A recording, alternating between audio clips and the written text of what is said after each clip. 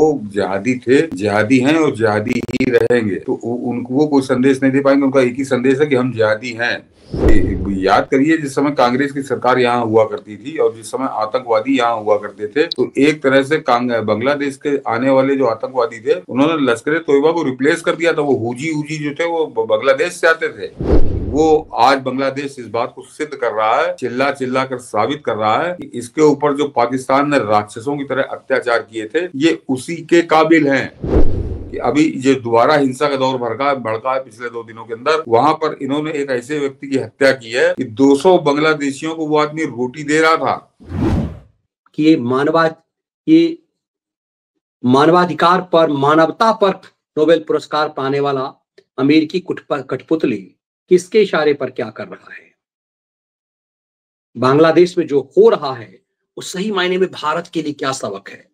अब बांग्लादेश में हम कितना घुसपैठ कर पाएंगे जब हम नहीं संभाल पा रहे, जब वक्फ बोर्ड पर कानून बनाने की तैयारी कर रही सरकार पर तुष्टीकरण के बोर्ड का इस कदर हमला है। लेकिन उस बीच में बांग्लादेश हमें क्या सिखा रहा है, ये समझना बहुत जरूरी है। तो सतीश जी के साथ जुड़ते हैं हम इस पूरे मामले को लेकर के। सर नमस्कार। नमस्कार मनीष जी, दर्शकों को भी नमस्कार। सर, बांग्लादेश में तो अब वो सब चीजें होने लगी जो जिन्ना के समय में सोहरावर्दी नहीं कर पाया। डायरेक्ट एक्शन से भी घिनौना, और वो जो सुप्रीमो बना हुआ है, जो प्राइम मिनिस्टर से भी बड़े पद पर बैठा हुआ है, वो मोहम्मद यूनिस, अमेरिका का कठपुतली, वो तो नोबेल प्राइज विजेता है मानवता पर। ये बांग्लादेश भारत को सीख क्या दे रहा है, क्या संदेश दे रहा है? नहीं, बांग्लादेश भारत को कोई संदेश नहीं दे रहा। बांग्लादेश का इतिहास भारत को बुला रहा है। बांग्लादेश का इतिहास भारत को संदेश दे रहा है। वो जिहादी थे, जिहादी हैं और जिहादी ही रहेंगे। तो उनको वो कोई संदेश नहीं दे पाएंगे। उनका एक ही संदेश है कि हम जिहादी हैं। वो अब ये मोहम्मद यूनुस के आने के बाद और शेख हसीना के जाने के बाद वहां पे अमेरिकन कठपुतली कैसे बैठ गई आकर, उसके बाद हम जो हिंसा का नंगा नाच देख रहे हैं और विशेषकर हिंदू जो टारगेट के ऊपर हैं, इसलिए अब भारत का ध्यान जा रहा है। अन्यथा अब बांग्लादेश, मैंने कहा ना कि वो जिहादी थे, जिहादी हैं और जिहादी ही रहेंगे। कि याद करिए, जिस समय कांग्रेस की सरकार यहाँ हुआ करती थी और जिस समय आतंकवादी यहाँ हुआ करते थे, तो एक तरह से बांग्लादेश के आने वाले जो आतंकवादी थे, उन्होंने लश्कर तोयबा को रिप्लेस कर दिया था। वो हुजी जो थे वो बांग्लादेश से आते थे। हिजबुल क्या उनका पूरा नाम था, हिजबुल अल अंसार करके इस तरह क्या है उनके नाम हुआ करते थे। हुजी नाम तो बड़ा फेमस हुए थे। तो वो हिंदुस्तान में होने वाली जो आतंकी घटनाएं थी, उनमें उनका बराबर का शेयर था पाकिस्तान के साथ, कि वो बराबर की हिस्सेदारी वो कर रहे थे। तो वो वही काम कर रहे थे जो पाकिस्तान के लश्कर तोयबा कर रहा था। और उसके अलावा मैंने कहा था, जब तक यहाँ कांग्रेस की सरकार थी तब तक उनको फ्री हैंड था। उनका नंगा नाच इस तरह से चलता था कि जरा गौर करिए कि जो हमारे यहाँ जब से प्रधानमंत्री मोदी आए हैं और जब से मुस्कें कसी गई हैं सबकी, चाहे वो लश्कर तोयबा हो, चाहे वो हुजी फूजी, कम से कम आधा दर्जन संगठन वहां भी काम कर रहे थे। उसके अलावा आसाम जो था वो उग्रवाद की हिंसा की आग में बहुत बुरी तरह से जल रहा था। कि उसकी स्थिति ये थी कि आसाम एक तरह से खतरनाक स्थिति पहुंच चुका था। तो वहां के जितने भी आतंकी नेता थे, जो आतंकी गिरोह के सरगना थे, वो सब बांग्लादेश में बड़ी बड़ी कोठियां बंगले लेके वो रहा करते थे। तो वो एक तरह से शरण स्थली था। तो वो प्रधानमंत्री मोदी के आने के बाद जो वहां पर एक तरह से अंकुश लगा, तो उससे उनको कमाई होती थी। तो आतंकी तत्व जो थे वो वहां पर कुचल दिए गए थे। और वो शेख हसीना प्रधानमंत्री मोदी के साथ वो कदम से ताल मिला रही थी। वो अकेले वहां नर्वस थी, क्योंकि यहाँ कांग्रेसी सरकार कुछ करती नहीं थी।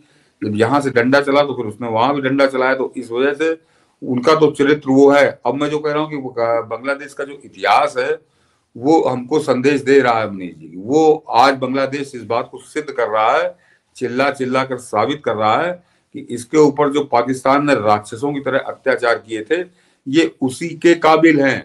ये बातों से समझने वाले नहीं है, ये प्यार से समझने वाले नहीं है। ये इनको कोई सहायता करके आप इनकी मदद, इनका कोई बुद्धि सुधार हो जाएगा, ये कतई नहीं होगा। ये उस टाइप के लोग हैं। अभी जो हिंदुओं के खिलाफ दूसरा हिंसा का दौर शुरू हुआ है, 5 अगस्त के बाद एक लहर चली थी, बीच में कुछ शांति लग रही थी, लेकिन अभी अचानक 2 दिन पहले क्यों भड़की? तो पहले दर्शक जरा ये समझ लें कि इनका कितना लंबा नेक्सस है। कि मनीष जी अभी आईपीएल का ऑक्शन हुआ था, आपको याद होगा, 2 दिन पहले खत्म हुआ है। और उस आईपीएल एक्शन में कम से ऑक्शन में जो है 12-13 बांग्लादेशी उसमें आ जाते थे। कुछ अपना छोटे मोटे रहते थे, कुछ बड़े प्लेयर आ जाते थे और उससे करोड़ों डॉलर ये कमाते थे, विदेशी मुद्रा मिलती थी। अब की भारत ने अघोषित तौर पर उनका बहिष्कार कर दिया। अब की भी 12 लोगों ने अपने आप को लिस्टेड कराया था और उसमें 12 छाटे गए थे, लेकिन जब फाइनल ऑक्शन हुआ तो उसमें दो का जो बेस प्राइस था वो 75 लाख रुपए था। उनको और 10 को तो कोई उनका बेस प्राइस ही नहीं रखा गया था, तो 10 तो ऐसे बाहर हो गए। और जिनका 75 लाख रुपए बेस प्राइस था उनको भी किसी ने नहीं, किसी टीम ने भारत की नहीं छुआ। तो वो बिना बिके वापस चले गए, जैसे भिखारी की तरह आए तो भिखारी की तरह वो वापस चले गए। तो वो पूरा सरकार की तरफ से एक तरह सीधे आदेश था कि बांग्लादेशी, जैसे पाकिस्तानियों को हम लोग लगातार अनसोल्ड कर रहे हैं, ऐसे बांग्लादेशी भी अनसोल्ड हो गए। हाँ देखिए आप बिका रहे हैं कि आईपीएल भी तो ऑक्शन में बिका नहीं, ये भारत सरकार का पहला कदम था। तो वो उससे वो जो तिलमिलाए, तो ये जब जहर के बुझे हुए हैं, इन खिलाड़ियों को आप खिलाड़ी मत समझिए। इन्होंने किस तरह से महेंद्र सिंह धोनी और विराट कोहली किस तरह से भद्दे अश्लील इन लोगों ने मजाक बनाए थे। तो ये जब यहाँ से खाली लौटे तो इन्होंने जाकर दोबारा उसकी आग भड़काई, दोबारा उस जो हिंसा की आग थी, और एक तरह से सपोर्ट किया उन दंगाइयों को। तो दोबारा वो कहर बनकर टूटे हैं बांग्लादेश में, फिर वो हिंदुओं पे कहर शुरू हो गया। लेकिन वहां का हिंदू पलट कर एक तरह से अपनी शक्ति दिखा रहा है। और इनके राक्षस पन्ने का, जब मैंने कहा ना कि ये जिहादी हैं, ये अच्छा बुरा अपना नहीं समझते, कि अभी ये दोबारा हिंसा का दौर भड़का है पिछले 2 दिनों के अंदर। वहां पर इन्होंने एक ऐसे व्यक्ति की हत्या की है कि 200 बांग्लादेशियों को वो आदमी रोटी दे रहा था। वहां पे जो कपड़ों की इंडस्ट्री है उसका वो बड़ा व्यापारी था, और उसके यहाँ 200 आदमी काम कर रहे थे। 200 आदमी मुल्ले जिहादी तो काम कर रहे थे, वो हिंदू तो वहां बड़े सीमित हैं। तो जो आदमी 200 लोगों को रोटी दे रहा था उसको पूरे सपरिवार कत्ल कर दिया इन्होंने। सपरिवार मतलब उसके बच्चों को, उसकी पत्नी को, और उसके बाद उसको भी बहुत बुरी मौत मारा। जो आपने कहा कि फोटो है, अंबुज शर्मा के नाम से उनकी फोटो हैं, दर्शक उसको ट्विटर पे आप जाके देख सकते हैं। लेकिन वो इतनी विभत्स हो चुकी है, यानी मरने के बाद उन्होंने लाश के साथ भी बड़ी बर्बरता बरती कि उसको आप दिखा नहीं सकते, फोटो दिखा दे तो उसकी आ जाएगी, गाइडलाइन में आ जाएगी। तो ये अंबुज शर्मा एक उदाहरण है कि बांग्लादेश में हिंदू कितना सुरक्षित है और कैसी हालत में है। कि जो आदमी 200 लोगों को रोटी दे रहा था, अरे वो 200 आदमी इकट्ठे हो गए होते तो वही उसकी जान बचा लेते। लेकिन उसमें खबर मनीष जी जो ये आ रही है वो उसकी को अभी इस तरह के माहौल में कोई बड़े आपको रिलायबल सोर्स तो नहीं मिल सकते, लेकिन जो खबरें आ रही हैं कि वो जो 200 मुसलमान उसके यहाँ काम करते थे उन्होंने ही उसको मार डाला है।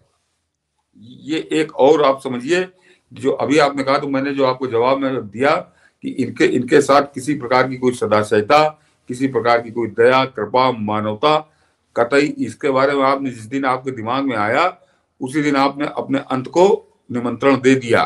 तो वो आदमी, उसने तो कभी कल्पना में भी नहीं सोचा होगा कि जिनको मैं रोटी दे रहा हूँ, जो मेरे बदौलत जिनके घर में बच्चे पल रहे हैं, वो मुझको इतनी निर्दयता के साथ, मुझको नहीं मेरे पूरे परिवार को मौत के घाट उतार देंगे।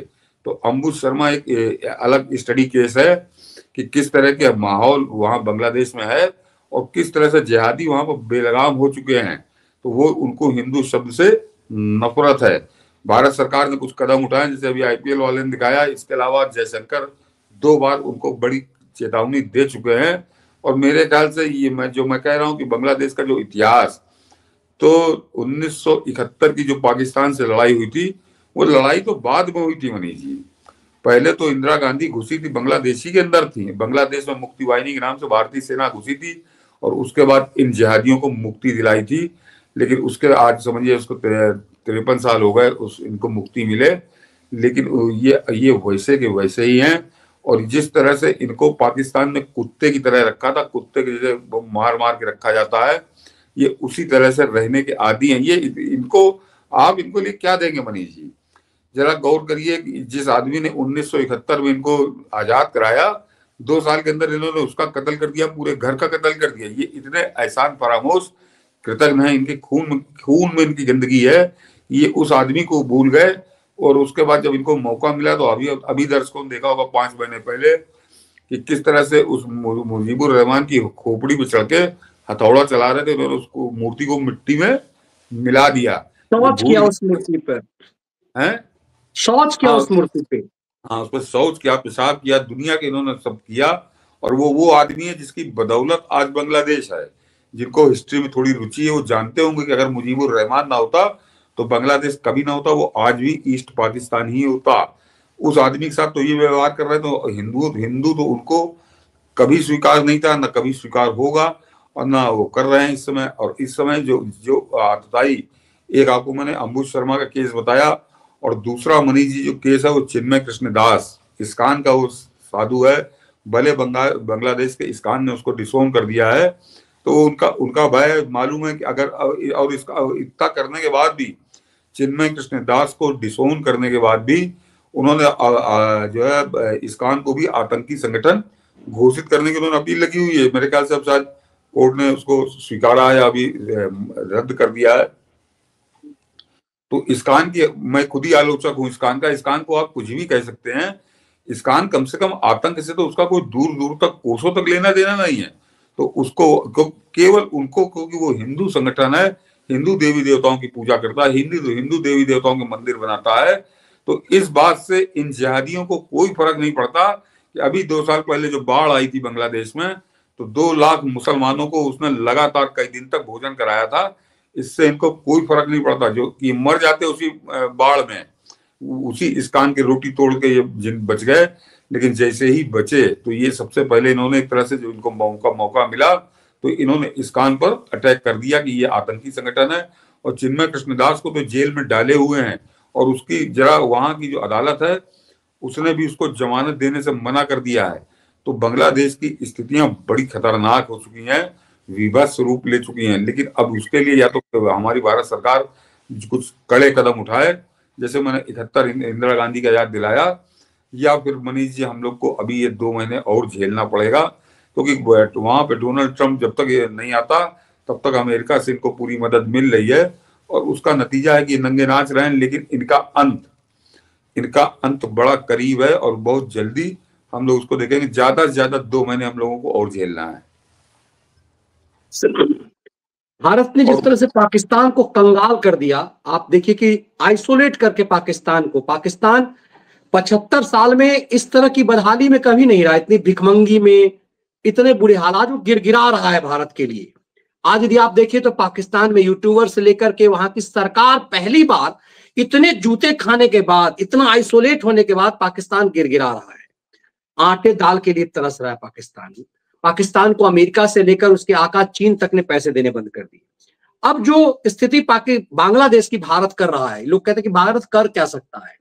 बांग्लादेश में हम लोगों ने पीछे बताया था कि अडानी ने उसको बिजली देना बंद कर दिया, कहा कि हमारा पैसा पहले वापस करो तुम।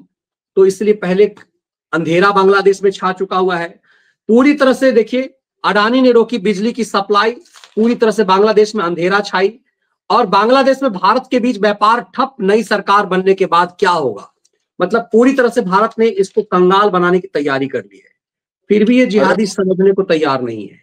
फरक्का के गेट अगर बंद कर देगा तो पानी को भी तरसेंगे।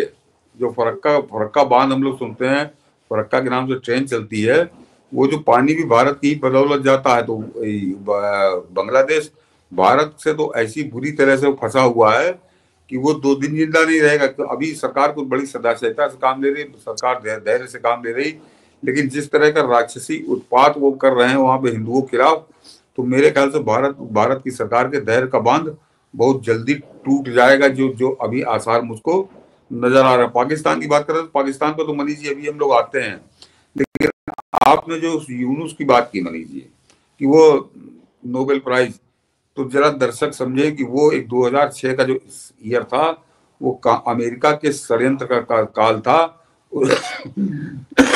वहां पर मोहम्मद यूनुस को नोबेल प्राइज दिलवाया गया बांग्लादेश में। और 2006 में भारत से भी एक आदमी को मिला था मैग्सेसे पुरस्कार। जरा गौर करिए क्या संयोग। और मैग्सेसे पुरस्कार पूरी तरह से CIA द्वारा प्रायोजित होता है। ये अब बहुत खुलकर आ चुकी है, उसके डिटेल में क्या जाना कि फोर्ड फाउंडेशन का वो एक तरह से फोर्ड फाउंडेशन उसको फाइनेंस करता है, और फोर्ड फाउंडेशन CIA की एक आप कह सकते हैं अघोषित संस्था ब्रांच है वो। तो 2006 में केजरीवाल को भारत से उन्होंने मैग्सेसे दिलवाया था, और मोहम्मद यूनुस को नोबेल प्राइज दिलवाया था। तो वो छोटा देश है और वहां पर मोहम्मद यूनुस को हीरो बना के प्रस्तुत किया था। ये चुनाव भी लड़ा था मनीष जी, उसके बाद ये तत्काल चुनाव भी लड़ा था। चुनाव में जनता ने इसको बहुत बुरी तरह नकार दिया, तो इसका कोई औकात नहीं रही। तो मगर उसके बाद फिर ये फरार हुआ, ये बाहर था। अभी जब हसीना भागी हैं बांग्लादेश से, उस समय बांग्लादेश में नहीं था, इसको बांग्लादेश बाहर से लाकर यहाँ प्लांट किया गया। तो ये तो 2006 से इसको अमेरिका पाल रहा था। अब उनको मौका हाथ लगा और उनका गोटी एकदम सही बैठी कि हसीना को सत्ता छोड़नी पड़ी और यूनुस को लाके उन्होंने प्लांट किया। लेकिन इसकी किस्मत खराब थी कि इसके जो बाप दादे हैं वो वहां से, अब उनके हाथ से सरकार अब जा रही है 2 महीने बाद। तो 2 महीने बाद यूनुस का असली क्या फैसला होना है, उसकी क्या उसके ऊपर उसके लिए लिखा है, वो दर्शक उसको तब देखेंगे। और ये आदमी क्या इसके लिए कहूं। मतलब आप कह रहे हैं कि ये एक को नोबेल दिलाया अमेरिका ने और एक यहाँ पर थोड़ा थोपा गया मैक्सेस से देकर के। मतलब यदि पाप ज्यादा कर लेता तो इसको भी नोबेल पुरस्कार मिल जाता यहाँ पर, क्योंकि मोदी आ गए तो कंट्रोल कर लिया गया।